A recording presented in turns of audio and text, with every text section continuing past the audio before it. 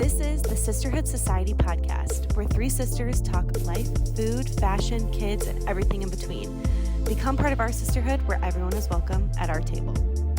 Hello, everyone. Welcome back to another episode of the Sisterhood Society podcast. I know that last week's episode was probably so dull because I wasn't there. So we're redeeming the time this week, and I made the episode about me. So that's really takes 1 week off. I'm like, this episode's gonna be fully about me. No, I'm just kidding. I just felt like it would be easy to talk about. So anyways, we are going to give you a fraternity. It sounded like I was saying fraternity. Fertility. Oh my word, that's a hard word to say. Update today. And kind of giving you guys some like more details than I would share on socials, just because it's so hard to share on social media, because then I just cry and like, you know, it's just like a mess. But anyways. You're gonna cry here? I don't know. We'll see. I feel like I'm past the emotions of last week. Our anniversary was like a really good like reset mentally for me. But I'll get into that in a minute. But like I was just like tender for like a week. Like I was crying at the drop of a hat. And then I kept giving myself like crying headaches, you know? I hate those. Yeah. And then like we were hosting a lot. So then I was just like, it was just like a bad timing to have a lot of people in my house. Anyways, so before we talk about all the ways I've cried in the last week, let's talk about something good happening in our lives. So we'll start with Wit. What is your something good? Something good. I had Tara's girls over for a little sleepover. That was so cute. Sunday night. I want to be part of the sleepovers. I legit called Tara at 5:00 and I was like, hey, can the girls spend the night? I forgot to tell you this. I've been planning. Oh, when do you want them to come? And she was like, now. And I was like, okay, sure. I had forgotten. I was like, I had talked to Isaac about it. I was like, oh, that would be a really good night to have the girls over to spend the night, because the boys have been asking. And it honestly had been like a year. Like I used to do them Fairly regularly. Used to be more regularly, and I totally forgot about it. And I had talked to Isaac about it. Isaac was doing his fantasy football thing, so he was going to be away from it. So he always gets super stressed when there's a lot going on. And I was like, that'll be a great time for them to come over because you won't be here. Did he go sleep at his parents'? No, he had a fantasy football league draft that evenings, and it's like a 5-hour thing, and it's like full of all this like homemade food, and he like gets so excited about this every single year. And so I was like, oh, I can have the girls over that night. So I called Tara up and I was like, Isaac will come to get him in 10 minutes. And I hear the girls in the background screaming. They're like, yeah. Oh, loud. It was so cute. I was like, now with this being said, I don't have anything planned as far as activities. So we're just going to be hanging out at the house. I can't fit them all in my one car. So we're going to be just, you know, housebound is what I was trying to say. Brittany came home and said, can we have a slumber party at Whitney's house in 5 days? And I was like, I don't think it'll be that soon again, but I'm sure it'll happen sometime. It's always very fun. I know that I need to have a ton of snacks on hand because not everybody likes the same snacks.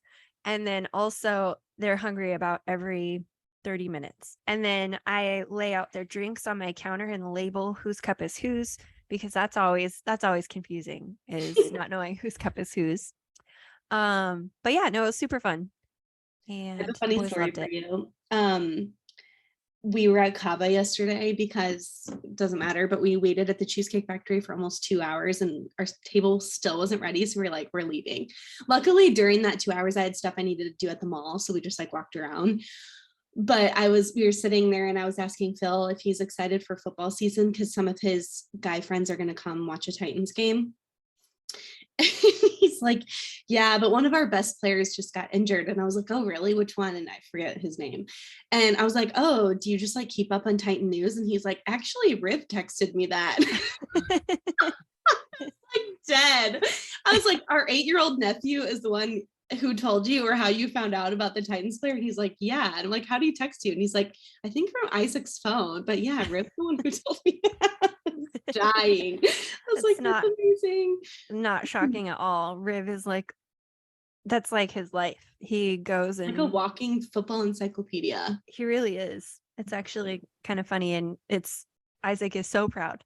Yeah, I was gonna say that's really cute. That's like if my daughter texted Whitney like fall trends, I'd be like, just kidding. Did you know Crocs are still out of style? I'm just kidding. Anyways, Tara, what's your good? I haven't been doing much of anything, to be perfectly honest. I'm almost 2 weeks post-op. That is a good thing for me. Yeah. That sounds good to me. Yeah. Not doing anything. I have binged a lot of TV, but there's only so much time that you can just like lay flat on your back before you're just like ready to go nuts. But it's kind of, the pain is kind of going in waves. So I was telling Whitney, I feel like it's almost worse the second week, but I don't know if it's because I weaned off of the pain meds too, and I'm only down to ibuprofen. But they took out one drain, so that was a positive, and I still have one in, and I get it out in 2 days. But it's just like everything's super tight. I said right now my abs feel like I did like 5,000 sit-ups. Like it's really sore, and it feels like really worn out. Like they've been engaged for hours on end. So kind of like if you did a V-sit. But what's your good? She's like, I really hurt right now. I'm not doing anything. I feel like I've done a million sit-ups, but I'm doing great. The only good is that I got one drain out, and I'm getting the second one out in 2 days. That is good news, actually. It is. Yeah. So I can't laugh very hard. So this will not be a funny episode. If it's funny, you'll just see Tara silently laughing or shaking her shoulders. My good is that I really embraced fall to the max this weekend, and I will tell you how. So not only did I make chili on Friday, we made roast on Saturday. I made pumpkin cupcakes. Maybe set out meat. And I have felt in my 30s that I'm becoming an extraordinarily good cook. Like, I am like pushing myself more. I'm trying things I've never tried. I feel like honestly, you really are. I'm pretty proud of the fact that you do juicy chicken, and it actually is juicy chicken and not absolutely disgusting, because there was a time in life that I was a little worried for you, and I knew that you were going to be relying on mom and grandma and Kara to get you through those big meals, you know? Well, and it's funny because like when we were first married, I used to boil chicken, which now looking back is so gross. Disgusting. I remember grandma taught us to boil chicken if you were going to shred it and put it in like a soup. Like you don't just like, you don't boil chicken unless it's like going into like cheesy chicken chowder. You know what I mean? Like it's just, and we used to eat boiled chicken, like plain, no seasoning. Like how was I eating that? That's so gross. Tara used to do that with her broccoli. She used to do like some broccoli chicken thing, and I was like, that is so gross. Why not just bake it? Just bake the chicken. I know. I don't know why. I think I thought like I didn't know how to like make it. The pale color that it comes out, it just is so gross to me. I cannot. I'm so like so finicky with meat. Like in the winter. That's the exact color. Okay, but what I was gonna say is pasty body. Literally, my boiled chicken looks like my winter bod. So gross. But what I was gonna say is we went to Trader Joe's yesterday and we were running a bunch of errands, and we had like yet to master the steak fillet in a pan thing. You know how people do like the butter basting and like the whatever. And I was like, I'm convinced to do this and like make it good. And last night I found a TikTok recipe from this guy who's a chef, and I literally nailed it. It was so good. And I'm not even like a big steak person, but I made that and I was like, oh my gosh, I finally feel like I know how to cook every meat now, because steak was kind of like the last thing I felt like I wasn't able to do. And it was so easy. Like I feel like steak is pretty easy because you're not, well, especially with Phil, like he likes his rare, but like it's pretty easy to just like sear each side. You know? It's a little stressful because you want to serve everything hot. And I made this cauliflower cheesy mash, which I was like trying to blend that. at the same time I was air frying Brussels sprouts. And so there was a lot of balls up in the air, but I honestly feel like I nailed it. And everything was warm. I feel like building a meal is very difficult because trying to get everything done at the same time or kept warm is a lot, especially if you're doing like a Thanksgiving meal. I'm like, how do people do this? It's hard. It's a lot of thought that you don't think. I actually just texted my in-laws to see if they want to come to Nashville for Thanksgiving.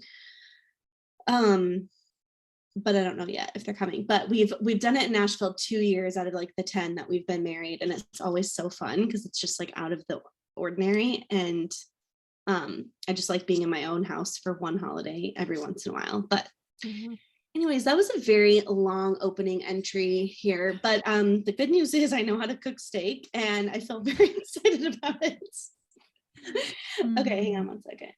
You forgot to tell us about the rest of your fall activities that you were. Oh yeah, so we do. We stopped at roast.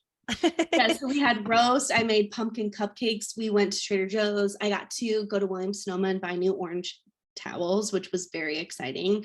I also got this thing called a vegetable scooper, and it's like it looks like a scooper you use for like kids' beach toys, but it's like a utensil that you use to like scoop roasted vegetables from a pan. Oh, so it's like a spatula, but it has sides. Yes. Yeah. And it's amazing. Like I was like, wow, I'm allowed to like make 10 cents a spatula here. I'm going to post this, soon.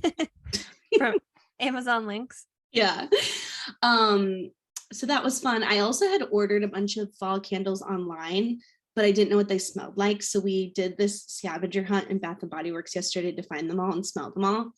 And that was actually really exciting. I had my online order up and I was like, we haven't found Sunrise Woods yet. Like we have to find it. Even though I'm getting my order in like 2 days, but it was actually really fun. It was a nice way to pass the time. So yeah, I decorated for fall. I had You've Got Mail on a loop this weekend. It was just a nice cozy weekend. Honestly, I can't say better things about it. Did you like those pumpkin cupcakes? Love, like I've eaten 4 a day. They're so good. Yeah. They're like the moistest, like best cupcake. I do them every year. I sent some home with Sky for her and Blaine, and then I also gave some to Britt and Sam, and then I was going to give some to our neighbor, but now I don't have very many left, so I got to. What's nice about that recipe though is it makes a ton. Literally, just like one 30. serving.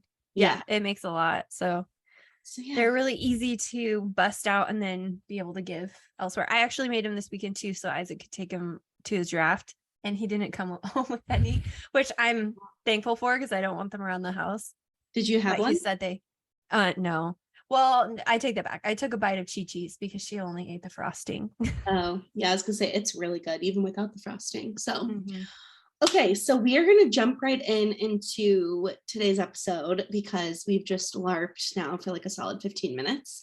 But, oh yes, we have a sponsor. Whitney, would you like to share? I would. Okay. So Just Ingredients, we talked about them a few times before, but we are officially an affiliate now for them. And they sent us a care package. They did, with like all of their best sellers, which I've actually used a lot of their products already. They sent a summer flavor, the Tropical Paradise pre-workout, which I'm so stoked about because I've only tried the raspberry lemonade one, which is so good. They sent a package of the hot chocolate. Oh my gosh, you know what we should do? We should do like a giveaway. Oh, we should. With some of these items. Okay. Yeah, so we'll put something together and then maybe announce it on the next episode. Yeah, let's do that. Okay. So the hot chocolate, which I actually have this at home, I have 2 bags. And it is phenomenal. I feel like we're kind of going into obviously fall, and there's so much junk in regular hot chocolate. Like it's actually pretty shocking what they're allowed to get away with putting in hot chocolate. So she came out with her own hot chocolate and it's phenomenal. It has collagen powder in it, turmeric, a little bit of cinnamon in it, which I love, ashwagandha, lion's mane. It's like, but it doesn't taste like vitamin E. It tastes so good. Then she gave us protein powder. the chocolate protein powder, which I'm most excited to try this because this is the one item that I hadn't bought for myself yet. It's a massive bag. It is huge, first of all, and it's like one of her top selling items, because she makes it with 5 sources of protein. I know that with normal protein powders, a lot of times it upsets people's stomachs because they can't process the whey protein in it. So she makes hers with 5 different sources of protein. There's the 100% organic grass-fed non-denatured whey protein, which is one of the main sources of protein, then organic pea protein, collagen protein, chia seed protein, and pumpkin seed protein. I'm obsessed with her. I'm obsessed with her products. It's not just like a money-making thing for her. This is personal for her because of her journey that she's gone through. And I love that. I feel like the quality, the effort that she puts into every single item to make sure it's like top notch, the best it can be. It's just her standards of each item in each product. They're so high because they're for her kids. She's making them for herself. And then obviously she's now selling them, but she's first and foremost making them for her family. And I'm like, girl, she's a girl after my own heart. I love everything about their products, about their standards, their everything. So she's my jam. I love her. Oh, she also gave us some deodorants, natural deodorant, which I'm jazzed to try this. And then she also gave us some lip balm, which I tried this right before we got on the podcast, and I love it. It's made with like 100% organic beeswax, and it locks in the moisture. So instead of using petroleum, she has organic beeswax, and I'm like, we need more people like her on this earth. Like, True. I'm obsessed. And if you want to try out her products, which you should, because everything's amazing, our code is ROYAL at checkout, and that will get you 10% off, I believe. Yes. So go check it out. She's amazing. Love it. And she wrote us a really sweet thank you card for joining the program. And I was like, top So of your sweet. service. I know. I love it. Anyways, okay. So I thought that I would give an update from last week and kind of just more results and things that we've been finding out in the last couple of weeks. So the last fertility update we gave you guys was really after Phil had surgery, I think was the main update. And essentially with the surgery that he had, they thought that it could help improve sperm count and sperm motility, which essentially it does improve sperm count, but it doesn't necessarily improve sperm count per milliliter, which is what the IVF clinic is looking at. So how many like individual amount or individual sperms you're getting from, or sperm, I don't know what the plural is of that, per sample essentially. So his rate of motility was still really low, even though the overall count went up, which was the next essentially like answer we were looking for. And even though we had to wait 6 months post-surgery to even find that out, which was kind of frustrating, it was kind of like the last like nail in the coffin of being like, okay, there is no other option besides IVF. And I was actually talking to our health coach about this, that I was kind of like annoyed when we found out those results, because I was kind of like, after all of this, we're still ending up at worst case scenario. And so it kind of makes me wish I would have just gone to that in general, but because it's such an expensive process and it's very invasive, like I wish that she was just like, that's just life. Like you gather information and you make decisions. So saying like you wish you would have done something differently is kind of a waste of time, which she kind of put me in my place. Because had any of that stuff worked along the way, you would have been glad you did that versus going straight to IVF. Yeah, we would have picked any other option besides that. And so funny. I was just gonna say, so Phil's sperm are slower swimmers, right? Okay, so that's motility. Sorry, I was just trying to think through that. So he had more of them, but it didn't necessarily mean that they were getting to where they needed to go during that time. Okay. Yeah, I guess that the thing I feel like Chandler and Monica. It's true. They can't get off their Barca loungers. Out their Barca loungers, and even if they do, you have an in-hospital environment for them to stick around. I think the thing that I've like discovered through like prayer and just this process is that I feel like infertility or just this process is going to become a banner over my life of something that I feel like the Lord is going to use me to share, because I've learned so much about this process, and I feel like I can advocate for people that may be wanting to start a family, or maybe are in a place where they've been at it 6 months and they don't know if something's wrong, like helping you figure out like next steps because of things that I experience or time wasted. I feel like it's something that I can like share and help with. And I feel like that's something that I wish I would have had for me, like someone telling me like, okay, well, this is what you should do next. And I obviously had friends that like basically told me to go to the clinic, and I wish I would have listened to them sooner. I just didn't think that you could do the testing until you were ready to do IVF. And that's not true. Like you can go get tests done to figure out if something's wrong, which is in hindsight what I wish I would have done. So anyways, so we had been at this like holistic clinic, which I feel like, I don't want to speak ill of them, but I feel like was a bad decision. And I feel like the communication was poor. I feel like the blood work was really focused on me and didn't really tell us anything. And like, if you were actually going to get a woman tested, you would do all the tests I just did, like the hydrosono, the initial sono to check your eggs, the blood draw specifically for fertility hormones. Like that's the stuff that like you need to get done to see like if you're even able to be a carrier. And like none of that was tested on me, to my knowledge. I was told that everything was fine, that I don't have PCOS and endometriosis. And like they didn't obviously have like a sono machine, so they couldn't tell me if I had cysts or anything like that. I was told I had low vitamin B, which is basically 99% of Americans, because it's related to stress. Yeah. So I was like, okay, great. Like I'm fine, whatever. So anyways, that passed. We started meeting with Phil's urologist specialist, and he does like varicocele surgeries like 1,000 times a year. Like he is like the guy in Nashville that does the surgery. And when we had the surgery done, he was hopeful based on Phil's health that we, after the surgery, would be able to still get pregnant naturally. And he thought that Phil's sperm could actually go back to normal. And obviously that's not the case. So we met with the IVF clinic officially at the beginning of August. And the guy that we're meeting with is in his 70s, and he's just like amazing. And he had asked me if I had an OB/GYN.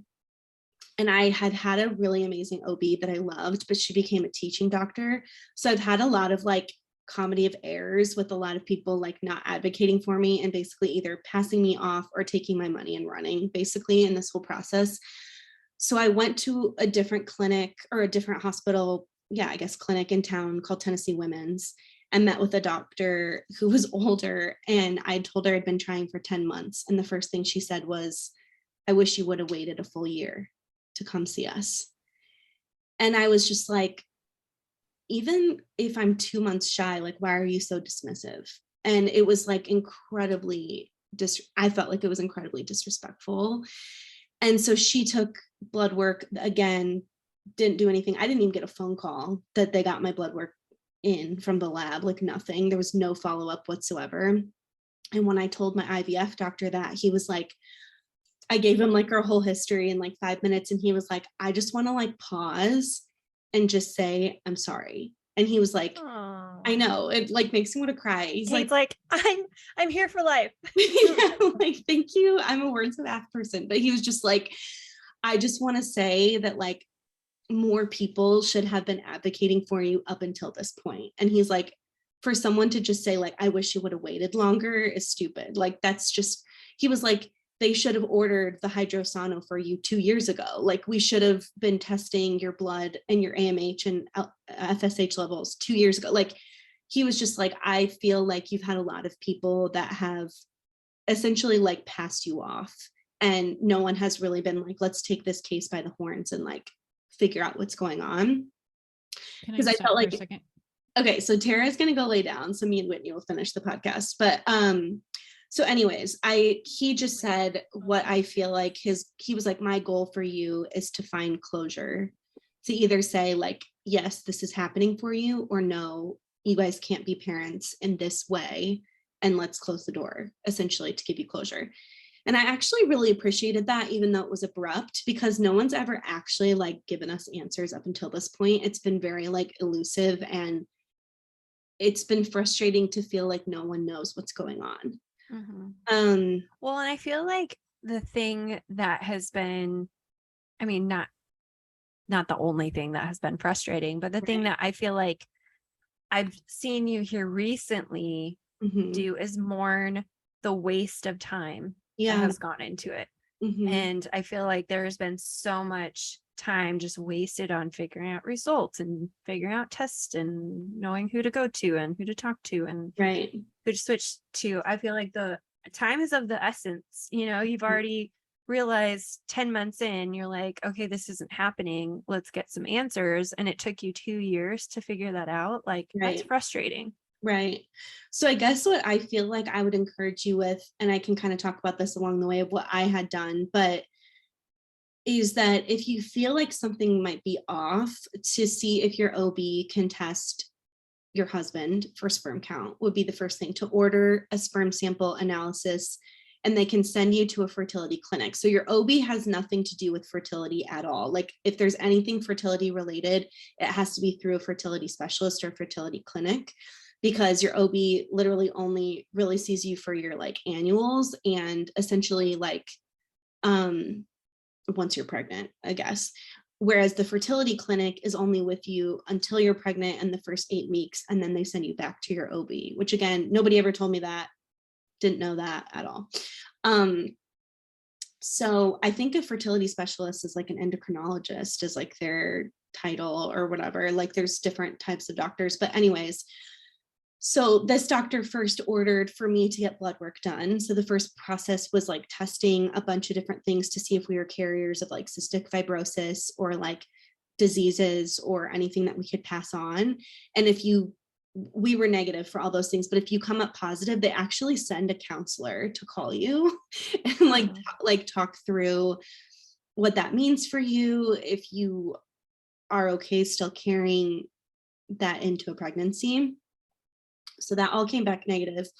But this past week, I found out in my blood work that my AMH is too low for my age and my FSH is too high, which was jarring. But like she said, she's like, you know, when we're doing IVF, like obviously if you've gotten to this point, there's something wrong. Like, you know what I mean? Like, and she's like, 99% of the time, it's both, not just one partner. Because if it was just one, sometimes you can still get like naturally pregnant. So she's like, it's not. I'm sorry. So the AMH and the FSH, you want to explain what those are? Because I had to Google them after you told us that. Yeah, I didn't know what they were either. They're two like hormones essentially that are working to help your body ovulate regularly, which I do ovulate regularly, but she said since my levels are off on both ends, that my brain is like working harder and it's like stressed to make sure that my body is ovulating. And I ovulate like not every time the same. So the window can be different each month, which is also like it's already a moving target, but it's even more difficult if you're not ovulating the same each month. My period is also like fairly not irregular because I get a period every month, but it's not the same day. Like some people are like, it's 26 every single month, like 26 days. Mine can be like 26, it can be like 31. And it's like different each month, to the point where like there was months like the night before Wells's wedding where Isaac went and bought me a pregnancy test because I was like 26 for like 6 days in a row or 6 months in a row. Yeah, you were like a full week or 8 days late. Yeah. And I was like, wow, like I don't normally test, but like maybe I should test. So yeah, that. And then I did an original sono where they check your egg reserve, and then they did a hydrosono, which is where they put a catheter in your uterus, and they put a saline solution and dye in your tubes to make sure there's nothing wrong.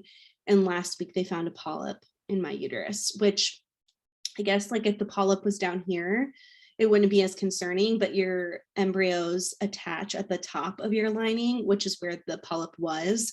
So like, obviously this process is like invasive and expensive. So they want to eliminate any reason why an embryo wouldn't attach when we go to transfer. So I feel like those are the things that, like, again, could have all been done before, because just to give you guys some realistic, like, go ahead. Oh, I was just gonna say, well, now you have like some answers. You know, you have a polyp. You've got 2 levels that are off. Like, had that been addressed like 2 years ago, maybe you would have had. I don't know. I have no idea. Like, we can always say the should, coulda, wouldas, but you just kind of feel like you wish you had those answers a long time ago, so you could make more informed decisions going forward. You know.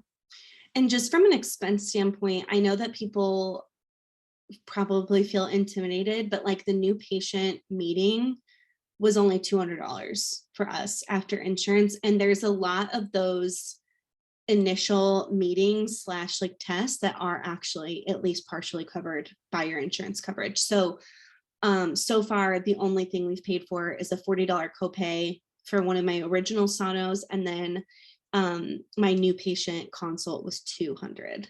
So, and that was after insurance on both. So even if you were getting like the tests done ahead of time, like, it's not like you're spending thousands on all of those. Whereas like, I know blood work and labs, if they're not covered, if they're out of pocket, they can be like $380. So I know it's like really expensive, but at least if you could like eliminate those things, like Phil's sperm analysis, I think were like 100 and 150 each time he did it. It wasn't like cheap, but it wasn't like wildly expensive. But we do have sperm frozen right now, which is kind of funny to think about. But in case something goes wrong on transfer day, they have a backup sample in cryo, which is like $80 a month.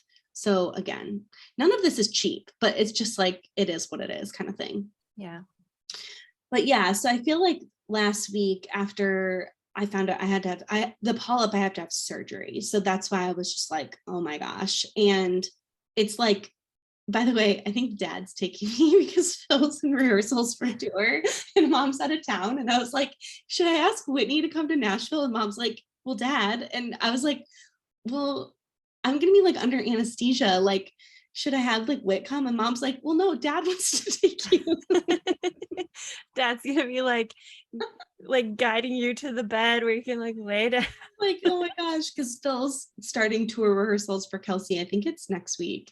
And it's like 13 days long or something. It's like tour rehearsals are really grueling because they're like morning through night, which is fine because they haven't worked in a while. And he is excited about going to tour stuff. But it's not like one of those things where Phil can just like break away and whatever. Oh, Mom just called me and texted me and goes, got Dad's dentist appointment moved, so he's clear to take you to and from surgery. That's funny. I mean, I can come down. When is your surgery? No, you're sweet. It's the 19th of the month. So it's like 2 Mondays from now. But if Dad, I think Dad wants to do it. Like, that's what's cute. That is really cute. You know. Let me look at my schedule. Anyways, no, we should just let Dad do it. And it's not like it's really anything. It's just I have to be there 2 hours before surgery because they do extra blood draw and then like paperwork, and then the surgery is like 20 minutes. Like she said, they go in with like a camera scope and they suck it out. It's like she said a polyp is this official. It's the same as like a skin tag. Yeah. And it's not very big. Yeah. It's less than 2 centimeters. Mm-hmm. Like it's like tiny. Yeah. So anyways, that's kind of the biggest update. But last week it was that, and then Phil sprained his foot and ripped a major ligament. And so we were in the doctor's office getting x-rays, and he had to be in a walking boot, and they brought the walking boot in and they're like, it's $600 for this walking boot. And I was like, are you kidding me? Like, I was just like, are you kidding? So his parents were coming down the next day and actually had a walking boot, and they're like, we're just going to bring ours. And it was just like one thing after another. Our toilet clogged so bad that they had to remove the toilet and do like flush. I didn't know they had to remove the toilet. It was like he couldn't get it with an auger, and he said it was like So that was $600. And this was all happening in the same week. And you guys know my air conditioning went out. I had to get my car fixed twice in the same week. It was just like boom, boom, boom, boom, boom. And I was like getting to the point where I was like, I don't know how much longer I can feel like I'm taking the punches. And I would consider myself a very, very sunshiny person. Like I wake up the same happy Kait every day. And it was to the point where I was like, I'm finding it difficult to find things to be positive about. Like so much. And I think that like, because I was showing so much emotion and feeling so down, that it really alarmed my friends, because my friends came through for us in like a huge way. Well, first of all, I just want to say to all the listeners and Royal and Rice customers, for how many hundreds of messages I received in the past week, it's been like overwhelming and like sweet. Like I just can't believe how many people wanted to like send me something and encourage me, even if they're just like saying like hugs, you know. But we got home from church last Sunday and I had a card and like a thing of flowers on our doorstep, and this like insanely sweet note where my friends had booked us a hotel at a boutique hotel downtown and dinner at our favorite restaurant for our anniversary. And like we literally and like paid basically for our meal.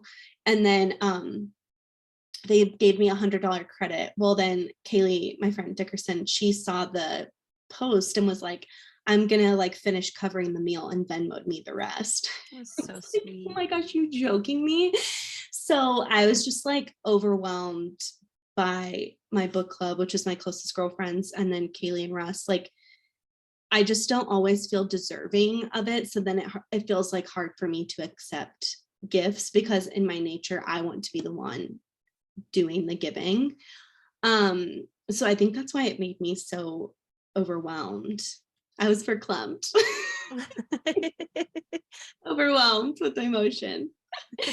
But what I feel like it really taught me was that like I feel like I have friends that are willing to be like in the trenches with me and like really like recognize when there's a need and being like, how can we all pull together and make sure that like this person's prayed for and taken care of, and just like how incredibly important community is in your life. And I feel like I said something to the book club thread. I was like, I feel nervous sharing bad news because I don't like to be a burden. And our friend Rachel was like, can we just right now make a rule that you're never allowed to refer to yourself in this group as a burden? Like you're not a burden, like we're friends, like you cannot say that, you know? Well, and I think too, like knowing how they can help, or like seeing you not shielded but vulnerable, willing to like share that, number one, helps them feel needed as a friend, right? Because nobody likes to feel like they can't help out. Like no one likes to see someone like knowing that they're going through something, but they're not sharing it. So you don't know how to help them. Right. Like no one likes to feel like that. They want to be there for you. Right. And kind of help out where they can. So this I thought was really cute. Actually, Britt Moses had texted me while I was sitting on your bed back there while you were like trying to put together outfits for a collection. Funny. And I was like, so what are your plans for your anniversary? Because she had texted me. She's like, can you sneakily like get their plans and like let me know where they're going to be at next week? And I was like, sure. And then you were like, well, Tuesday we have, I think you said you had to go to a party or something. And then during like before that, you were dropping off food to your friend and you're like, but Wednesday we don't have anything going on because with Phil's foot and like the expenses for that, you're like, we're poor right now. And I was like, we're broke. I had texted that to Brittany. I was like, they have plans on Tuesday. They don't have plans on Wednesday. They don't have plans on the weekend. And she's like, great, thank you. That's cute. She had texted me that day too and was like, what you guys doing for your anniversary? But we text all day, every day. So it wasn't like suspicious to me. I was just like, nothing. And I'm sure we would have ended up somewhere like grabbing dinner, like, because I think it's important to commemorate an anniversary. Like fighting for your marriage is such a huge feat, and like lasting almost a decade is like something worth celebrating. So it's not like I wasn't going to try to like recognize it. It just wasn't in the way that we would have normally done so. But I actually wanted to share this because I thought this was really insightful. But my friend Sky, who's one of my best friends, had been texting all week, like, I need to come over, like, you need to share what's going on. And she was just like, what's happening? And she had been out of town on this beach trip with no service, and then saw that like my life was falling apart. And she was like, I need to get to your house. So she came over on Sunday, and I made juicy chicken, and she loved it. And so we got to talking, and it was just, Blaine was on the road, so it was just the three of us. And she said, something, she's like, I don't want to say this in an offensive way. I'm saying this in an encouraging way. When you share something with someone like a family member or a friend, it's heavy for you because you're the one living it, but your friends and family don't carry the same weight because they're not the one living it. Like, so for you to share it, you feel like you're putting all of this like negative energy at somebody's feet. But when in reality, like you said, a friend or a family member like would be more annoyed if you didn't share it than if you did, Yeah. I have a tendency to do exactly that, is I shield people from it because I don't want to burden anybody with what exactly is going on. And then later on I'll be like, oh yeah, I went through that. Right. Oh yeah, I was depressed. Oh yeah, I had suicidal ideation, but I'm good now. Like, you don't have to worry. Like, I don't want people worrying about me or like having to like feel like they need to take care of me. Like, I don't like feeling like a burden to everybody else, like you had mentioned. But I think it's important, like, especially seeing your friends just kind of rally around you. I feel like it is important to be vulnerable and say, you know what, this really bites and I don't know how to work through it. And just even communicating like your fears and stuff like that, about maybe even just how to process it, just being able to communicate in general, I think is also really good to kind of help your brain to process what's going on. It may not like physically help a situation, but it will make like maybe emotionally help you decompress what you're thinking. Because a lot of times too, I think it's easy to catastrophize things, especially when you're not speaking them out loud. Your brain, you have a wild imagination. It can go from like 0 to 1,000 pretty easily. And I think when maybe you're talking it through, it helps kind of bring it back down to a more realistic thing, instead of being like, the world is caving in. Like, I don't know how to do it. But I think it's also good to like express, hey, the world is caving in. I don't know how to process this. And that's the funny thing too, because Phil's such a realist. So then when my surgeon was reading my blood work, I kept being like, she was like talking about my levels, and I was like, okay, so this is bad news. And she was like, I mean, it's not good news. Like, she was just like, it's just news. Like, it's not what, whatever. And she's just trying to like downplay it, and Phil's like, yeah, I mean, this is good news because now we know how to because basically they take your AMH and your FSH levels, and that's how they decide how to dose your injections. So obviously, since my FSH is high, which is progesterone, they would like lower, I think that's progesterone, they lower the amount that I would be getting in that specific like injection. And she's like, this isn't good or bad news. It just helps us make more informed decisions about how we're going to treat you. And I kept being like, no, this is horrible news. Cause I was like, well, what's the average for my age? And so she's like Googling the average, and she's like, that's a good question. I don't know it off the top of my head. And she's like pulling up all these reports and like all this stuff. And I was just like, I was spiraling. Like, as soon as she said my numbers were off, I was like, I'm never getting pregnant. And so I think if I hadn't communicated that, I ended up telling 2 of my friends who have been through IVF, and they were like, my number was the same, and they both had successful pregnancies. So like, if I hadn't talked to anyone about it or gotten perspective from other people that have been going through it, or like if you haven't been vulnerable and have people to talk to about it, it's incredibly isolating to feel like, am I the only one that's ever felt this way? You know what I mean? And and it's easy to assume the worst. It's easy to assume you're the only one that has gone through it. It's easy to assume that your levels are the worst, because you don't have anything to base. There's no basis for it. It's all brand new information. So yeah, it makes sense. sense. That's the thing. So to give you guys like a roadmap essentially of where it's going now, and I know we can wrap up here in a minute, but essentially I have to have surgery, and they also told me, I don't know if I told you this, they wanted me to go on birth control Uh, before the surgery, and I denied it, which I learned from Britt that you can like advocate for yourself. Like you can say no, like whatever. And so I pushed really hard. I was like, I've never been on birth control. I don't want to go on birth control. And that's, you're giving me synthetic hormones so that I don't make a baby when I'm trying to make a baby. Like, no, I don't want to do that. And I mean, I'm sure there's like a reason, like there's probably a really good reason for them wanting you to be on it, but it's a scheduling thing. oh, it's just to schedule So your period. basically it's based on when your cycle happens and if the surgeon can do it at a certain time, and I don't want you to like, and I was just like, if this is a scheduling thing, like I'm not going on birth control for a schedule, you know what I mean? Like I was just like, I mean, I have my own issues with birth control. right, Like I have my own reasons why I don't take it and I don't love it. right.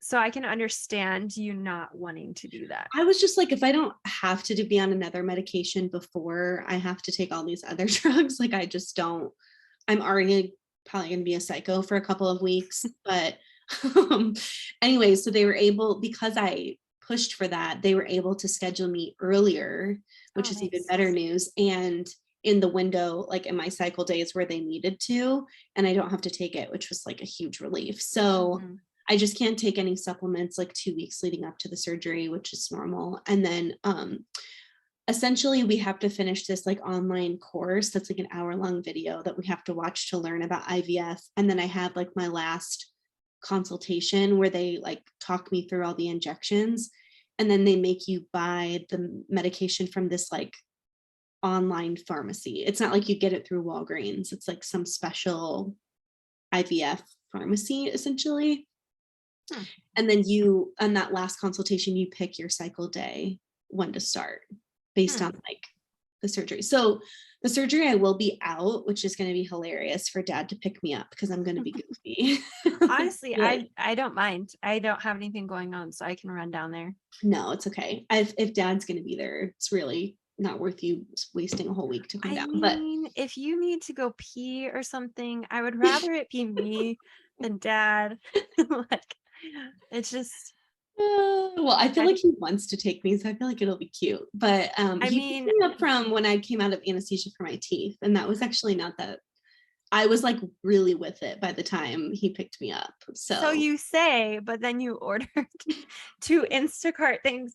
Like, I'm just saying, I like Dad can take you, but I can be there for you. Yeah, as you're like, true.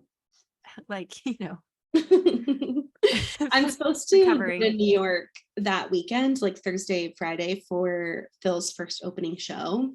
Okay. It was so cute because he texted his tour manager and like less than 30 seconds, he's like, can Kait go to New York? And Dustin was like, yes. Like instantly, I was like, yay, because it's such a big show and I didn't think I would be able to go. But Phil's tour manager is so great about wives. Like he always is like, you don't count like as a ticket, like wives I'm always gonna like advocate for you to be there. That's sweet. And it's that and Atlanta are probably the only shows I'll go to and stuff. So I want to recreate my weekend from last year where I think about that trip all the time. I'm like such a weird, I romanticize all my vacations, but that one especially like just sticks out. And I just love going to New York in the fall. Yeah, so, it's cute. Anyway, so that injections, then we'll do egg retrieval probably October. And then I'm assuming, I don't know, October, November. I always say like, oh, I don't know how much I'm going to share because like, what if it's bad news? And then I told you guys everything anyways. So, like, I think it's good. I think it's helpful because no one knows if they've never been through it. And then what if they maybe are considering it, but they just assume it's too much money or whatever and write it off. And then I kind of want to like peel back the curtain on this process in case anyone's like scared of it. Or I also have our cousin's really good friend did IVF, and she like financially wasn't in a place where she felt like it made sense, and her friends started to GoFundMe for her. That's so sweet. Like we have the money set aside, so it's not like a financial thing for me at this point because that wasn't really ever a factor. Like I was just like, I would pay any amount, you know.